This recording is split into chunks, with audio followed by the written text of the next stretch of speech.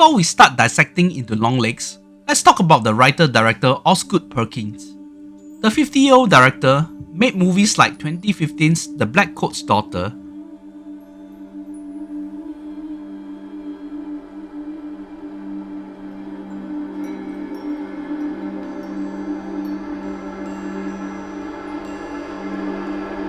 I just wish you could stay and see my performance. That's all. and was an actor, most recently in Jordan Peele's Nope. Osgood Perkins was of horror movie royalty, as he was the son of one Anthony Perkins from Alfred Hitchcock's Psycho. In fact, he started his acting career as a young Norman Bates in Psycho 2. When the subliminal trailer of Longlegs arrived to much anticipation in earlier 2024. Horror fans went gaga over it, and when they saw the likes of Maika Monroe and Nicolas Cage in the cast, it reached fever pitch. Then the movie arrived, and people rushed to the theaters to catch it. The unabashed hatred and criticism of the movie online had taken many aback. That really drew more intrigue, doesn't it? A prologue of a snow-capped neighborhood in Oregon, where a little girl came into contact with the real evil of the movie, the titular Longlegs, played by Nick Cage, and we got a first major jump scare. I think it started succinctly for me. Then a time jump, and we were introduced to Maika Monroe's character, Detective Lee Harker, and an eerie crime scene that brought me back again to David Fincher's Seven. A string of gruesome murder of families spread like wildfire around Oregon, and Detective Harker might be the key to unravel the mystery, but of course, she had a backstory linked to Longlegs as well. There was no real indication of the time period until I saw a picture of Bill Clinton as the President of the United States of America hanging on the wall of the office of the FBI agent played by Blair Underwood, who was the mentor of Lee as she was enlisted into the bureau. Somehow Lee was linked to the case more than just mere investigation, and we peeled off layers of mystery surrounding Longlegs' motives, the victims, and her own childhood. Perkins broke the story into 3 proper chapters, which might not define the 3 acts of the movie. It followed the journey of Harkin, while juxtaposed with some weird shenanigans of Longlegs, which truly you can take it as unsettling or just unexpectedly comedic.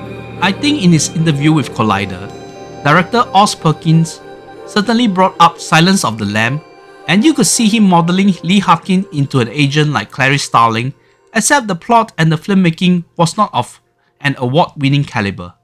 And the time period of the story is at the height of X-Files, so this story might fit seamlessly into that TV series.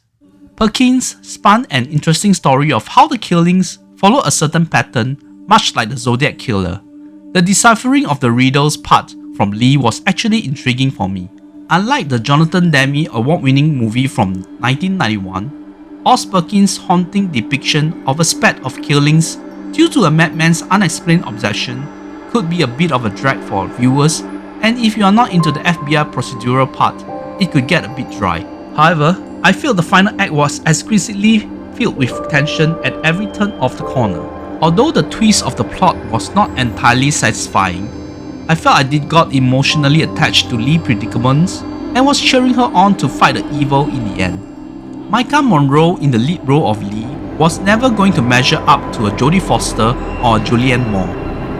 She gave a very solid performance and constantly seems to be beaten down by something, but knowing the character's childhood experience, that seemingly had to be suppressed, and it was easy to empathize with.